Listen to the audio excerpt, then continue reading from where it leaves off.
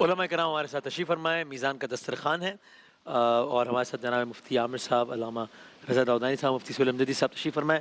مفتی عامر صاحب، میری خواہش تھی کہ چونکہ ابھی ہم تقریباً وسط رمضان تک پہنچ گئے ہیں، تو پھر آخری عشرے میں پھر اعتکاف کا سلسلہ ہوتا ہے۔ مجھے لگتا ہے کہ اگر وہ لوگ جو انہوں نے کبھی اعتکاف نہیں کیا اور اگر وہ انہوں نے مائنڈ بنانا ہے تو بس انہی دنوں میں بنانا ہے مائنڈ، ظاہر ہے، چونکہ پھر تو میں نے چاہا کہ آج اگر مختصر گفتگو اس حوالے سے ہو جائے اعتکاف کے حوالے سے کہ اعتکاف کی کیا فضیلت اور کیا، تاکہ پھر اگر کچھ لوگ سوچ رہے ہیں کہ ایسا کیا جائے نہیں تو ذرا ان کو آسانی ہو جائے، آپ کیجیے گا۔ بسم اللہ الرحمن الرحیم۔ اعتکاف نبی اکرم صلی اللہ علیہ وسلم کی سنت ہے، اور حضور نبی کریم علیہ السلام ماہ رمضان کے 10 دنوں میں آخری عشرے میں پورے مکمل طور پہ اعتکاف فرمایا کرتے تھے، اور یہ تقریباً جو ہے وہ ہر سال ہی کرتے تھے، لیکن آپ نے اس کا حکم نہیں دیا۔ کرتے تھے آپ اس عمل کو، حکم دے دیتے واجب ہو جاتا، سب پر لازم ہو جاتا، صحیح ہے، لیکن آپ کا مستقل کرنا، تواتر کے ساتھ کرنا، بلا ناغہ کرنا، یہ ایک اہمیت ہے اس بات کی کہ واقعی یہ عمل ایسا ہے جس کی کوئی امپورٹنس ہے، جس کو مستقل کرنا چاہیے، جس میں ناغہ نہیں کرنا چاہیے۔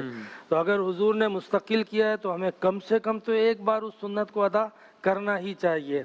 اعتکاف کا لفظی معنی ہوتا ہے رکنا، مطلب ہم رکتے ہیں اللہ تعالیٰ کے گھر میں، معتکف ہو جاتے ہیں، رک جاتے ہیں، ٹھہر جاتے ہیں، اس کے مہمان بن جاتے ہیں۔ تو انشاءاللہ اعتکاف کے دنوں میں مہمان بننے کی فضیلت پر بھی ضرور بات کریں گے۔ بیسیکلی انسان کے اندر جو ہے نا ایک مذہبی رجحان یہ بھی ہوتا ہے کہ جب وہ اللہ تعالیٰ سے جڑتا ہے تو اس کا دل کرتا ہے کہ بس میں اسی کا ہو جاؤں اور جڑتا چلا جاؤں، جڑتا چلا جاؤں۔ سابقہ مذاہب میں آپ کو اس کی نظیر ملے گی رہبانیت کی صورت میں، کہ وہ اللہ تعالیٰ سے اس طرح جڑے کہ دنیا سے بالکل کٹ گئے، صحیح ہے، اور دنیا کی ہر چیز، دنیا کی ہر لذت، دنیا کے ہر تعلق، حتیٰ کہ رشتہ دار ماں باپ تک سے ملنا جلنا اپنے اوپر حرام کر دیا۔ تو یہ جو اللہ سے جوڑنے کا ایک جو ایکسٹریم تصور تھا اور نیگیٹو تصور تھا، اسلام نے اس کو بیلنس کر کے اعتکاف کی صورت میں پیش کیا کہ آپ عام دنوں میں اپنے حقوق العباد ادا کرو تب بھی آپ اللہ سے جڑو گے، اور سال میں ایک بار اپنی اس کیفیت کو پورا کرنے کے لیے کہ کوئی ایسا وقت بھی آئے کہ جس میں ہم ہر چیز سے کٹ کے ہٹ کے بس اسی سے لو لگائے رکھیں۔ جیسے قرآن میں اللہ تعالیٰ نے حکم دیا وَتَبَتَّلْ إِلَيْهِ تَبْتِيلًا، کہ ہر ایک سے کٹ کر ہٹ کر اسی کا ہو کر رہ جا۔ تو یہ انسان کے اندر ایک جذبہ ہوتا ہے، تو اس جذبے کی تسکین کے لیے، تکمیل کے لیے بندہ یہ کرے کہ ایک بار اعتکاف کرے اور اس میں باقی الائی کے دنیا کو ترک کر دے اور رب سے جڑا رہے، رب سے جڑا رہے، رب سے بالکل اس کو یاد کرتا رہے، اس کی احکامات کو اس کی ہی مہمان بنا رہے، اس کے گھر میں رہے، اپنے جتنے معمولات تھے اس کو ترک کر دے۔ تو جب اس اسپرٹ کو سامنے رکھتے ہیں وسیم بھائی تو پھر آپ اندازہ لگا سکتے ہیں کہ ہمیں اعتکاف بھی کس طرح کرنا چاہیے، کیا کرنا چاہیے، کیا نہیں کرنا چاہیے۔ صحیح ہے، آپ بتائیے ذرا اس کانسیپٹ کے بارے میں بھی اور کچھ فضائل یا کچھ ثواب کے بارے میں تاکہ ترغیب ہو پھر۔ بسم اللہ الرحمن الرحیم۔ کیا کہنا اس عبادت کا کہ جس کا تذکرہ خود قرآن مجید کے اندر پروردگار عالم نے فرمایا، اور فقط تذکرہ نہیں کیا بلکہ جو معمار خانہ کعبہ ہیں جناب ابراہیم علیہ السلام اور جناب اسماعیل علیہ السلام، جب خانہ کعبہ تعمیر ہو گیا تو حضرت ابراہیم و اسماعیل کو حکم دیا کہ انتا ہیرا بیتی، اے ابراہیم اے اسماعیل میرے اس گھر کو پاک رکھو، للطائفین والعاکفین والرکع السجود، طواف کرنے والوں کے لیے، اعتکاف کرنے والوں کے لیے، رکوع اور سجدہ کرنے والوں کے لیے۔ تو آپ اندازہ کر سکتے ہیں کہ 3 اہم عبادتوں کو یہاں پر ہائی لائٹ کیا گیا ہے۔ صحیح ہے، مسجدوں میں سب سے اہم مسجد مسجد الحرام، بے شک، اور مسجد الحرام کس لیے بنائی جا رہی ہے؟ ان 3 عبادتوں کے لیے۔ ایک طواف کرنا جو خانہ کعبہ کے گرد ہوگا، ایک اعتکاف کرنا جو خانہ کعبہ کے ارد گرد کہیں نہ کہیں گوشہ بنا کر انسان بیٹھے گا یا کسی اور مسجد میں، اور اس کے ساتھ ہی ساتھ ہمیں نظر آتا ہے کہ رکوع اور سجود کہ وہاں پر اس کی فضیلت اور اہمیت اور زیادہ بڑھ جاتی ہے۔ حضور نبی کریم صلی اللہ علیہ وآلہ وسلم کا اس عبادت کو انجام دینا اس کی اہمیت کو بتانے کے لیے، ہائی لائٹ کرنے کے لیے بہت کافی ہے۔ ائمہ معصومین کا بھی طریقہ کار ہمیں یہ نظر آتا ہے۔ خود آپ مسجد نبوی کے اندر دیکھیں گے تو مختلف اسپاٹس جو آج بھی مختلف جگہوں کی نشاندہی کرتے ہیں، وہاں پر اسطوانۃ السریر موجود ہے۔ استوانہ کا مطلب ہوتا ہے ستون، اور ستونوں میں بعض ستون اتنے امپورٹنٹ ہیں کہ کسی نہ کسی عمل کی نشاندہی کرتے ہیں جو حضور کے زمانے میں ہوا کرتا تھا. مثلا ایک استوانہ ہے استوانۃ الوفود، کہ جہاں پر حضور مختلف ڈیلیگیشن سے اور وفود سے ملا کرتے تھے. یہ جو نصارہ نجران کا ذکر پچھلے دنوں افطار کی ٹرانسمیشن میں ہو رہا تھا، ان سے بھی وہیں پر ملاقات ہوئی تھی. ایک استوانہ ہے استوانۃ السریر. سریر کا مطلب ہوتا ہے بستر، بیڈ.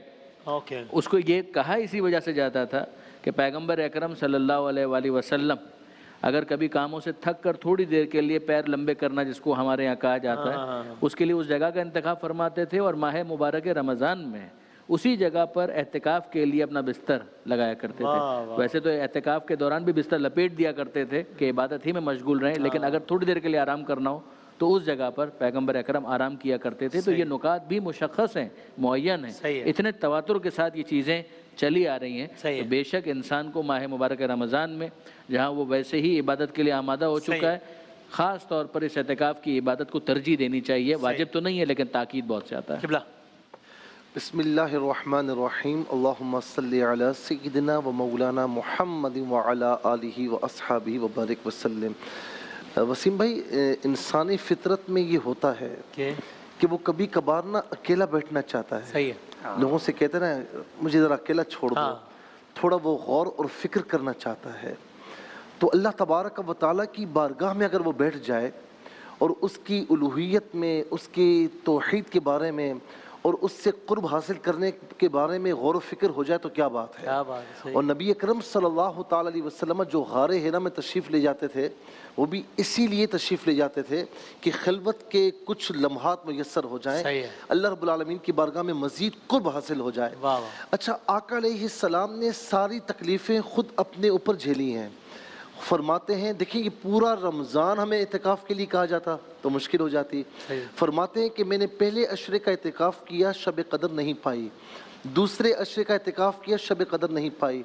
تیسرے عشرے کا اعتکاف کیا تو اس کی طاق راتوں میں نے شب قدر کو پا لیا. لہٰذا تم میں سے جس سے ہو سکے رمضان کے آخری عشرے میں اعتکاف کر لیا کرو. اور حدیث پاک ہے کہ جس نے ایک دن کا اعتکاف کیا، جو 10 دن کا ہوتا ہے نا، ایک دن کا اعتکاف کیا تو اللہ تعالیٰ اس کے اور جہنم کے درمیان 3 خندق حائل فرما دے گا. ایک خندق کی مسافت 500 سال ہوگی. واہ واہ واہ واہ واہ. Okay okay. آخری 1 منٹ ہے، تو اگر یہ کورونا کی وجہ سے اگر فار ایگزامپل مشکل ہو جاتا ہے یہ کرنا، تو گھر میں کرنا ممکن ہے کہ آپ گھر کو وہ درجہ دیں، یا یعنی یہ فقہ ممکن نہیں ہے؟ ابھی مختصر بتا دیں، پھر ہم تفصیلی کریں گے. خواتین کے لیے تو گھر میں جو مسجد بیت ہے وہاں پر وہ کر سکتی ہیں، لیکن مرد حضرات ہیں وہ یہ کر لیں کہ خاص وقت مقرر کر لیں، اس میں بیٹھ کر قرآن کریم کی تلاوت کر لیں، اس میں بیٹھ کر نوافل وغیرہ پڑھ لیں، لیکن وہ اعتکاف کی شکل نہیں ہوگی. مسجد میں ہو سکتا ہے، لیکن اللہ تعالیٰ نیتوں کو جانتا ہے نا، انشاءاللہ وہ اس بات پر قادر ہے کہ آپ کو ثواب عطا فرمائے گا. بس گزارش ہے مفتی صاحب، یہ 10 سیکنڈ لینے پڑ گئے مجھے.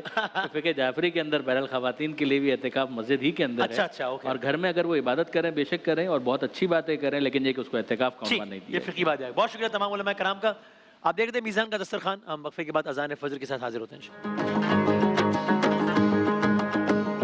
رحمت کبریا بہر خلق خدا بن کے ایک آسرا. روزہ رکھنے کی دعا. وبصوم غد نويت من شهر رمضان.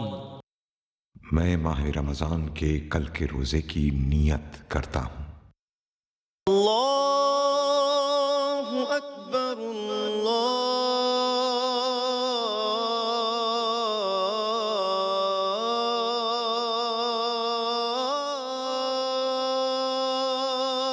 اکبر. اللہ اکبر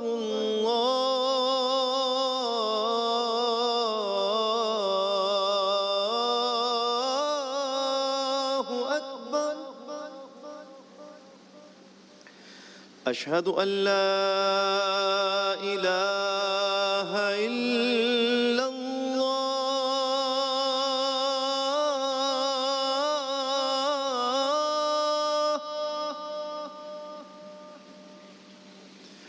اشہد ان لا الہ الا اللہ.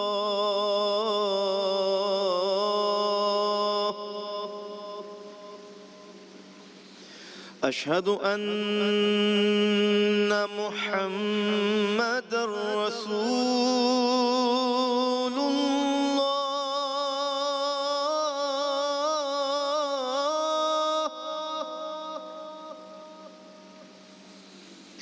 أشهد أن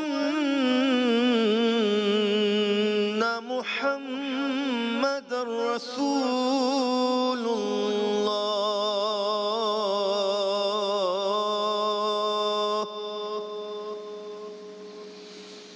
حي على الصلاة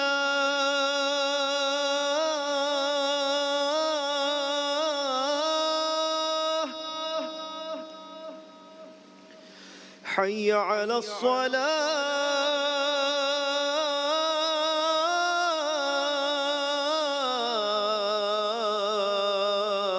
الصلاة حي على الفلاح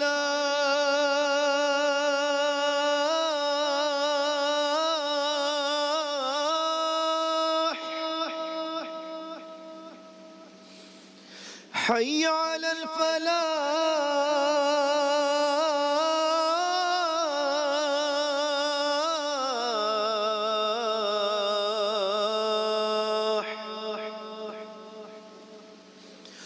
الصلاة خير من النوم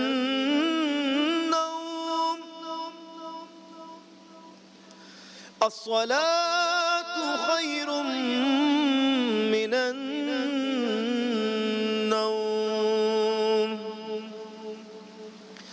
الله أكبر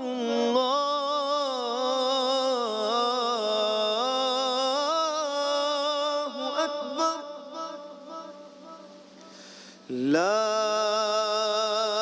إله إلا الله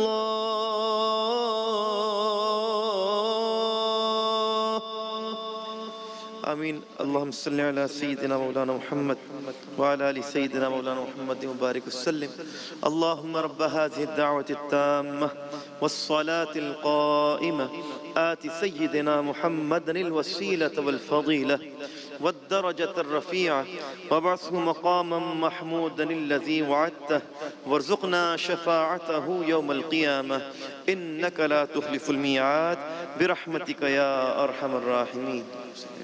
جزاک اللہ. کیا کہنا ہے جناب محمود الحسن اشرفی صاحب اذان فجر دینے کی سعادت حاصل کر رہے تھے اور یوں الحمدللہ ہم نصف رمضان تک تقریباً پہنچ گئے ہیں. 14واں روزہ اختیار کر لیا ہے تمام اہلیان پاکستان نے. دنیا کے کئی ممالک میں آج 15واں روزہ ہوگا انشاءاللہ. اللہ تعالیٰ نے چاہا بشرط صحت و سلامتی و زندگی. ملتے ہیں آپ سے کچھ گھنٹوں بعد یعنی کہ 2:15 پر انشاءاللہ. اب بہت سارے لوگوں نے دعاؤں کی استدعا کی ہے خاص طور پہ صحت کے حوالے سے. تو آئیے ان سب لوگوں کو بس ان سب کے لیے اجتماعی دعا کرتے ہیں. اور یہ آپ سب لوگوں سے گزارش دنیا کے جس حصے میں جہاں بھی دیکھ رہے ہیں کہ اس خاکسار کو بھی صحت کے حوالے سے خاص طور پر ہر حوالے سے اپنی دعاؤں میں یاد رکھیے گا. تو اس آیت سے اختتام کرتے ہیں. وَظَنُّونِي إِذْ ذَهَبَ مُغَاضِبًا فَظَنَّ أَن لَّن نَّقْدِرَ عَلَيْهِ فَنَادَىٰ فِي الظُّلُمَاتِ. اور سب مل کر اپنے اپنے گھروں میں جہاں بھی مل کر پڑھیے گا اللہ الہ الا انت سبحانک انی کنت من الظالمین فاستجبنا له ونجیناہ من الغم وکذالک ننجی المؤمنین. اللہ تعالیٰ جن لوگوں نے بھی یہ دعا پڑھی ہے یا سنی ہے سب کے غموں کو دور فرما انشاءاللہ. 2:15 بجے ملتے ہیں آپ سے.